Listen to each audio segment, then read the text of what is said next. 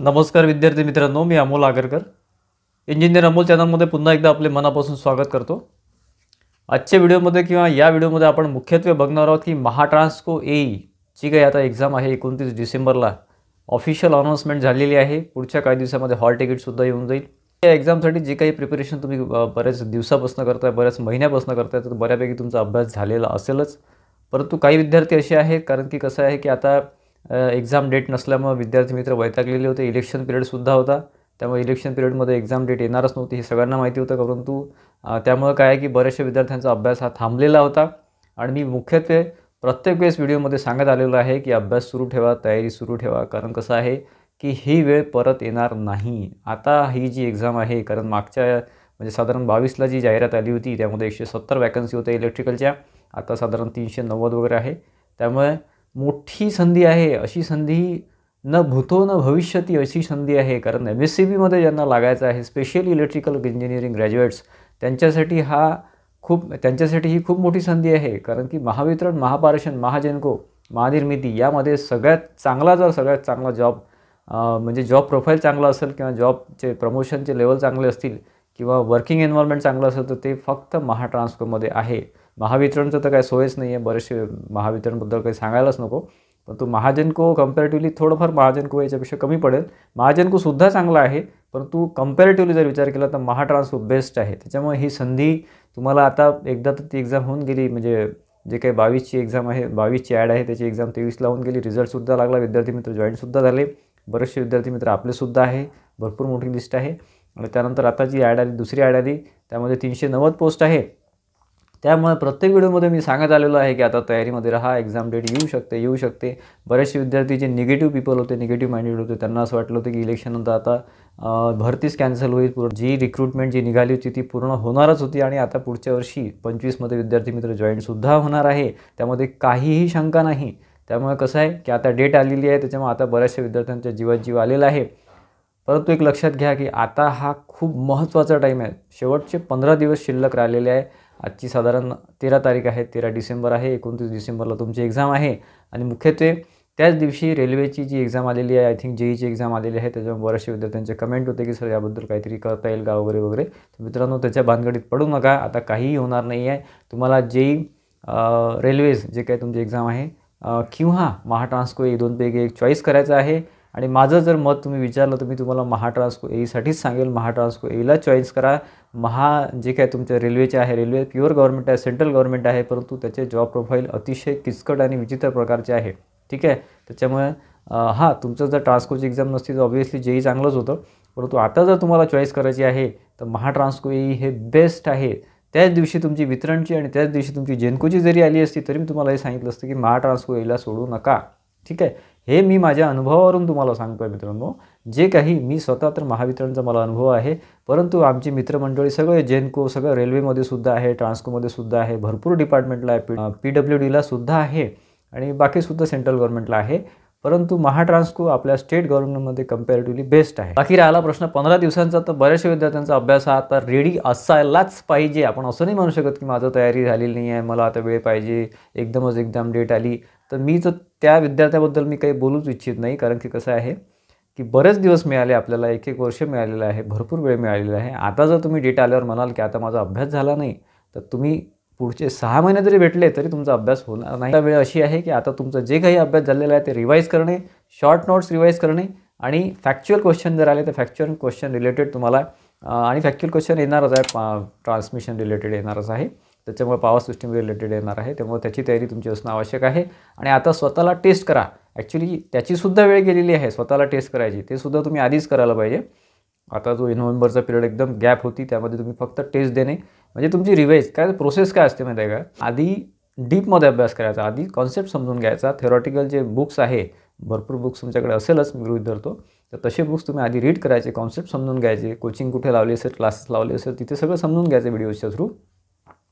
आणि जर कोचिंग नसेल लावले तर फ्री ऑफ कॉस्ट अवेलेबल आहे, यूट्यूबवर चिक्कार मटेरियल अवेलेबल आहे, त्याच्या रिलेटेड तुम्ही ते व्हिडिओज बघायचे, आपले कॉन्सेप्ट समजून घ्यायचे, जे काही आहे ते व्हिडिओच्या थ्रू माहिती घ्यायची, अभ्यास करायचा।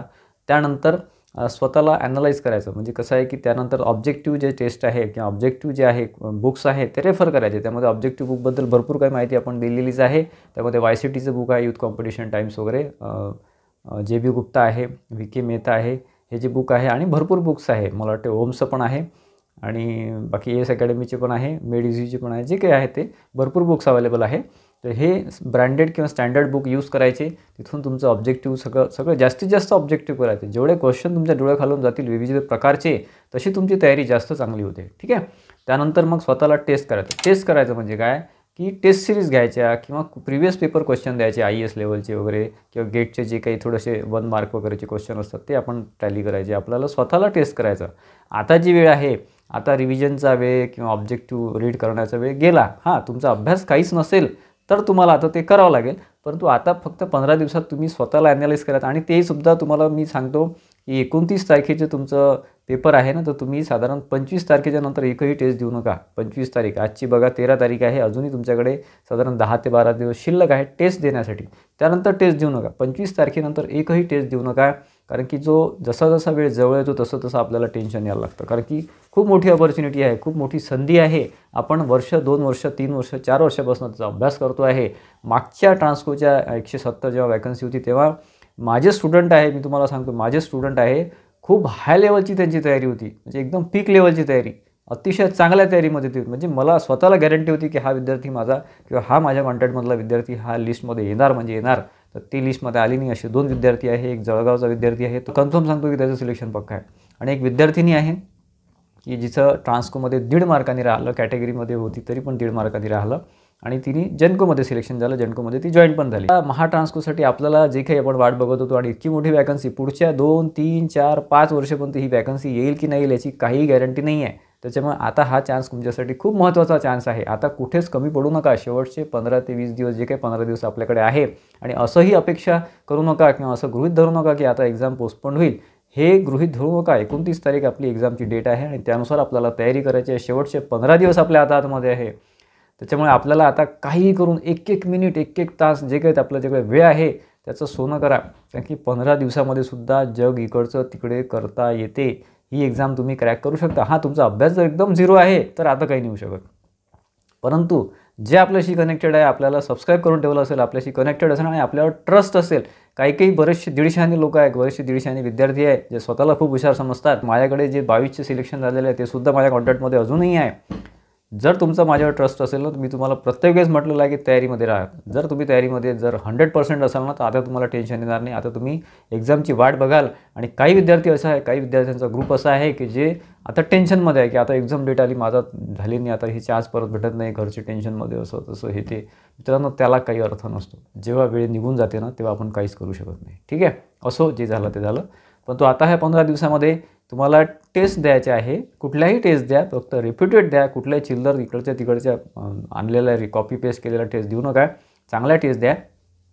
ठीक आहे. आणि स्वतःचं ॲनालिसिस करा.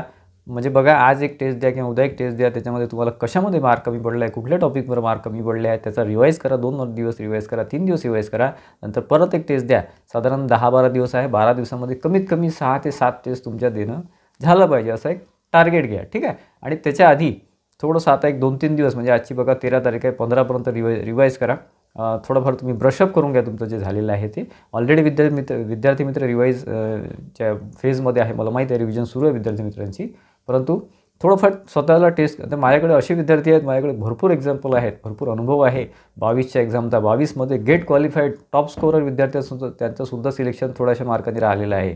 साधारण 60च्या जवळपास, 60% जवळपास OBCचं कट ऑफ होता आणि त्यांचं जे काही हे झालेलं आहे, स्कोर झालेला आहे तो 56-58पर्यंत आलेला आहे. 1-2% गेलेला आहे विद्यार्थी मित्र. ठीक आहे. गेट क्वालिफाईड IAS लेवलचा अभ्यास असणार आहे. म्हणजे असं सुद्धा होऊ शकते. आणि जो विद्यार्थी टॉपर आहे निखिल गौरकर, तो सुद्धा आपल्याच कॉन्टॅक्टमधला विद्यार्थी आहे. त्यांनी अनअकॅडमीचं सबस्क्रिप्शन घेतलेलं होतं. मी असं नाही म्हणणार की माझा कोर्स घेतला होता, परंतु त्यांनी अनअकॅडमीचं सबस्क्रिप्शन घेतलं होतं. त्याला स्वतःला सुद्धा गॅरंटी नव्हती की तो टॉप येईल. म्हणजे असं सुद्धा होऊ शकते. त्याचा अभ्यास चांगला होता त्या विद्यार्थ्याचा, नो डाऊट. परंतु असं सुद्धा होऊ शकते. त्याच्यामुळे अंडर एस्टिमेट स्वतःला करू नका आणि ओव्हर कॉन्फिडन्समध्ये सुद्धा जाऊ नका. शेवटचे 15 दिवस आहे, माइंड रिलॅक्स करा. थोडंसं सगळं जे बाजूला ठेवा, जे आधीपर्यंत झालं आहे ते बाजूला ठेवा आणि आता फ्रेशमध्ये 15 दिवसाचं तुम्हाला काय प्लॅन करायचा आहे, तुमच्या लेवलनुसार, तुमच्या अभ्यासानुसार, तुमच्या कुवतनुसार किंवा तुमच्या सराउंडिंगनुसार किंवा तुम्हाला असं वाटत असेल की आता मी यावर करायला पाहिजे, यावर करायला पाहिजे, ते तुम्ही ठरवा. मी किंवा आणखी कुठलाही एक्सपर्ट तुम्हाला सांगू शकत नाही, कारण प्रत्येकाची बुद्धी वेगळी असते, प्रत्येकाची लेवल वेगळी असते, प्रत्येकाचा अभ्यास वेगळा असतो. एखादा नॉन टेकमध्ये एखादा खूप एक्सपर्ट असतो, टेक्निकलमध्ये थोडं कमी असतं आणि टेक्निकलमध्ये एखादा एक्सपर्ट असतो, एखादा नॉन टेकमध्ये रिजनिंग हार्ड जाते, ॲप्टिट्यूड हार्ड जाते. ठीक आहे, तर ते तुम्हाला ठरवायचं आहे की तुम्हाला कशावर भर द्यायचा आहे आणि ते तुम्हाला टेस्ट सोडूनच लक्षात येतं. ठीक आहे, आणि आता नॉनटेकचा विषय काढला तर सांगतो मित्रांनो, नॉनटेक हा टर्निंग पॉईंट आहे. लिहून घ्या माझ्याकडनं, नॉनटेक हा टर्निंग पॉईंट आहे. आपण नॉनटेकला जास्त वेळ देत नाही, जास्त अभ्यास त्याचा करत नाही. ठीक आहे, काही विद्यार्थी करत असतील तर चांगली गोष्ट आहे. आणि नॉनटेक हा टर्निंग पॉईंट आहे. का टर्निंग पॉईंट आहे? कारण नॉनटेकमध्ये वेळ जातो, रिजनिंगमध्ये वेळ जातो, पझल्समध्ये वेळ जातो, 100% जातो. लिहून घ्या माझ्याकडनं.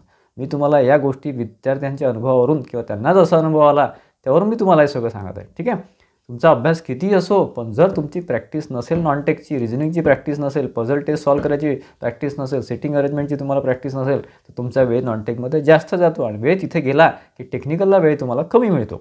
एक तर तुमचं टेक्निकलमध्ये खूप तुम्ही एक्सपर्टाईज पाहिजे की बस प्रश्न पाहिला आणि उत्तर सोडवलं डायरेक्ट, काहीच वेळ जात नाही. अशा याच्यामध्ये तुम्हाला नॉनटेकला वेळ जास्त मिळतो. नाही तर मग तुमचं टेक्निकल थोडंफार वीक असेल तर नॉनटेकमध्ये तुमची स्पीड खूप चांगली पाहिजे, एकदम स्पीड जबरदस्त पाहिजे.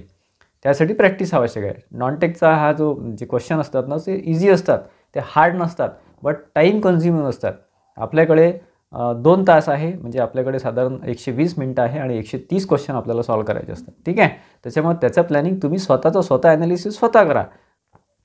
स्वतःचं ॲनालिसिस स्वतः करा आणि आपलं नॉनटेकमध्ये कुठे आपण कमजोर आहे, कुठली प्रॅक्टिस आवश्यक आहे ते करा. वाटलं तर बँकिंगचे PO लेवलचे, क्लिनिकल लेवलचे क्वेश्चन सॉल्व करा, प्रिव्हियस इयर क्वेश्चन सॉल्व करा. जे काही तुमच्याकडे बुक्स असतील, RS अगरवाल असेल किंवा आणखी कुठले काही बुक असेल जे रेप्युटेड बुक आहे नॉनटेकचे, ते सॉल्व करा, प्रॅक्टिस करा. ॲक्च्युली या सगळ्यांची वेळ आता गेलेली आहे, तुम्हाला स्पष्ट सांगतो, या सगळ्याची वेळ आता गेलेली आहे. मी ऑलरेडी ओरडून आतापर्यंत सांगितलेलं आहे तुम्हाला, याआधी भरपूर व्हिडिओज आपण दिलेले आहे. ठीक आहे, तर जे काही मी तुम्हाला सांगत असतो मित्रांनो, ते माझ्या अनुभवावरून किंवा जे मला डिपार्टमेंटल अनुभव आहे त्यावरून सांगतो. आणि जे विद्यार्थी मित्र आपल्याशी कनेक्टेड आहे, मेंबरशिपमधले भरपूर विद्यार्थी माझ्याकडे अजूनही आहेत, आधीसुद्धा होते, तर त्यांचा अनुभव जो आलेला आहे, एखाद्या विद्यार्थ्याचं 1 मार्काने राहिलं, एखाद्या विद्यार्थ्याने 2 मार्कांनी राहिलं, एखाद्या विद्यार्थ्याचं खूप चांगलं प्रिपरेशन करूनसुद्धा त्याचं झालं नाही, किंवा एखादा विद्यार्थी कॅज्युअली अभ्यास केला आणि थोडंफार चांगला अभ्यास केला, लाईटली अभ्यास केला, विदाऊट म्हणजे खूप जास्त सिरियस नव्हता, तो सुद्धा एखादा पास होऊन जातो. तर ह्या गोष्टी अशा अप्स अँड डाऊन्समध्ये आपल्या हातात या सगळ्या गोष्टी नसतात मित्रांनो. त्यामुळे तुम्ही एकच काम करा, टेन्शन घेऊ नका, टेन्शन न घेता अभ्यास करा. जर तुम्ही टेन्शन घ्याल तर एक्झाममध्ये तुमचा प्रॉब्लेम होईल, हे माझ्याकडून लिहून घ्या.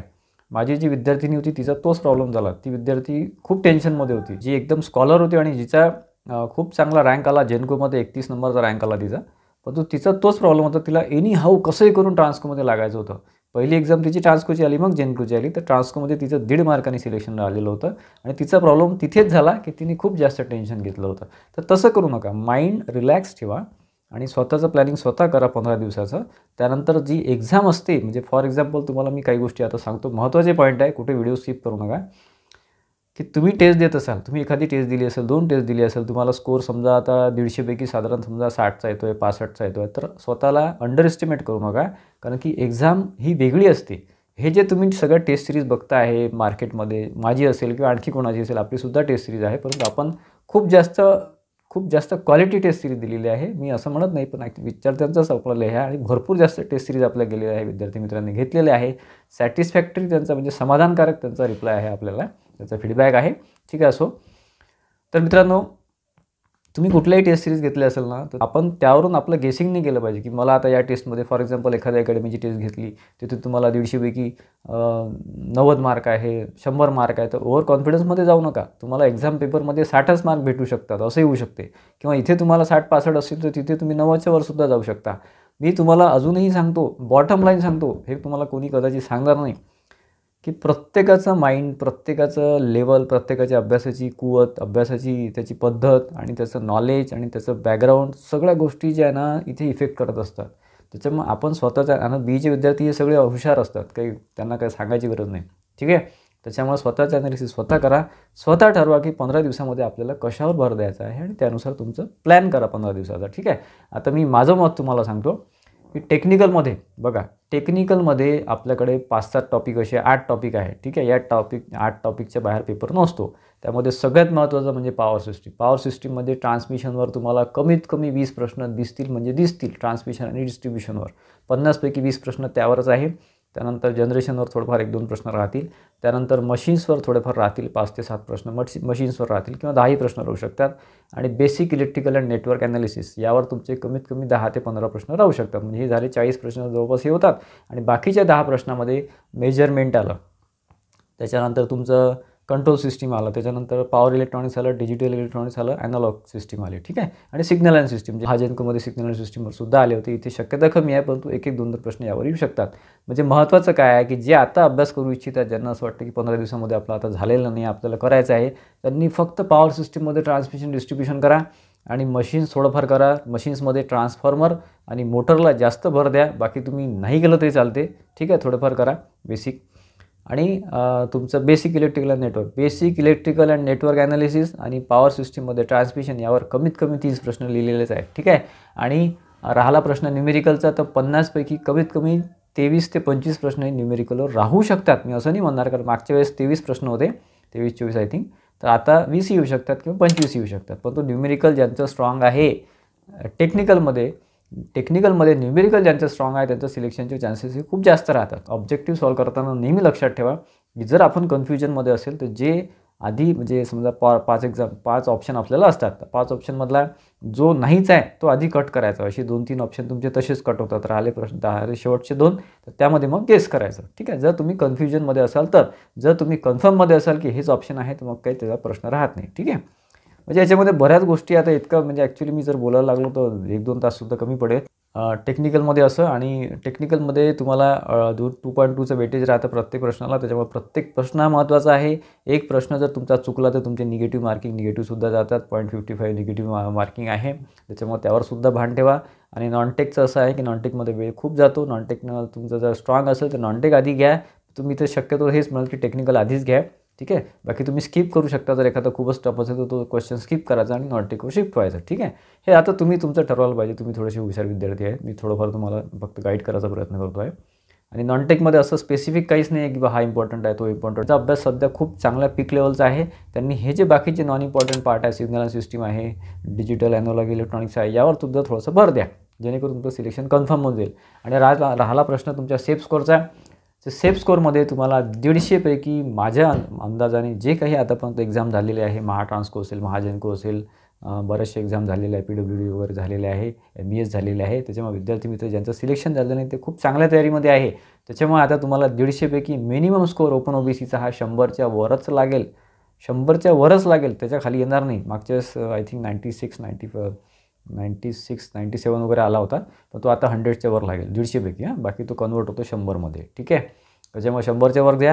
आणि बाकी कॅटेगरीजचा थोडंफार इथे कमीच लागेल, परंतु कॅटेगरी गृहीत धरू नका. मुलींनीसुद्धा कॅटेगरी वुमन रिझर्वेशन हे गृहीत धरू नका. आपल्याला ओपनमध्ये फाईट द्यायची आहे, असं करूनच अभ्यास करा, असं करूनच टार्गेट ठेवा. ठीक आहे. बाकी तो कट ऑफ मग हळूहळू कमी जास्त समांतर आरक्षणामध्ये आणखी कमी असा येतच जातो. ठीक. समजा 29ला एक्झाम आहे, 25च्या नंतर एकही टेस्ट देऊ नका. मी तुम्हाला सांगतो, फक्त रिवाईज करा, ब्रशअप करा आणि पेपरला जा. आणि पेपरमध्ये रिलॅक्स राहा, टेन्शन घ्यायचं नाही. फक्त व्यवस्थित सगळं आपलं मॅनेज करायचं. सगळं घेतलं आहे का सोबत वगैरे बऱ्याचशा गोष्टी आहे. पेपरच्या 4-5 दिवसाआधी आणखी एक व्हिडिओ येईलच आपलं त्या रिलेटेड. पेपरचं सिच्युएशन कशी हँडल करायची किंवा कसं काय करायचं तर ते आपलं साधारण 25च्या जवळपास 24-25ला तो व्हिडिओ येईलच. ठीक आहे. तर आशा करतो मित्रांनो की मी थोडंफार इथे तुम्हाला माझ्या साईडनी माझा जो अनुभव आहे किंवा मला विद्यार्थ्यांकडनं जे अनुभव मिळालेले आहे, फीडबॅक मिळालेला आहे, त्यावर मी तुम्हाला सांगायचा प्रयत्न केला. टेक्निकल नॉलेज किंवा डीपमध्ये नॉलेज सांगणारे तुम्हाला भरपूर आहे. भरपूर एक्सपर्ट आपल्याकडे इलेक्ट्रिकलचे यूट्यूबर आहेत. तुम्हालासुद्धा माहिती आहे, बरेचसे आहेत, असं काही नाही. तर ते तुम्हाला सांगतीलच, परंतु या गोष्टी जे माझ्या अनुभवावर मी तुम्हाला सांगत असतो तेच मी तुम्हाला आजच्या व्हिडिओमध्ये स्पेशली सांगायचा प्रयत्न केला आहे. आणि आता हॉल तिकीट तुम्हाला साधारण 29ला एक्झाम आहे, तर 20-22पर्यंत हॉल तिकीट येऊन जाईल. त्याच्यामुळे त्याचं टेन्शन घेत बसू नका. सगळा कॉन्सन्ट्रेट आपल्या अभ्यासावर करा. भूतो न भविष्यती अशी संधी आहे तुमच्याकडे आता, आणि शेवटची संधी आहे असं समजा. ठीक आहे. आशा करतो की बऱ्यापैकी तुम्हाला मोटिवेट बूस्टअप करण्याचा मी प्रयत्न केला आजच्या व्हिडिओमध्ये. माझ्याकडनं तुम्हाला सगळ्यांना बेस्ट ऑफ लक किंवा ऑल द बेस्ट पुढच्या 15 दिवसासाठी. आणि त्यानंतर एक्झाम द्या. एक्झामच्या आधीसुद्धा आपला एक व्हिडिओ येईलच महाट्रान्सको साठी. आजचा व्हिडिओ आवडला असेल तर व्हिडिओला लाईक करा आणि विद्यार्थ्यांमध्ये जास्तीत जास्त शेअर करा. आपल्या चॅनलला सबस्क्राईब केलं नसेल तर नक्कीच सबस्क्राईब करा, जेणेकरून जे महत्त्वाचे अपडेट्स आपण वरचेवर आपल्या विद्यार्थ्यांना देत राहतो ते तुम्हाला मिळत राहतील. धन्यवाद मित्रांनो.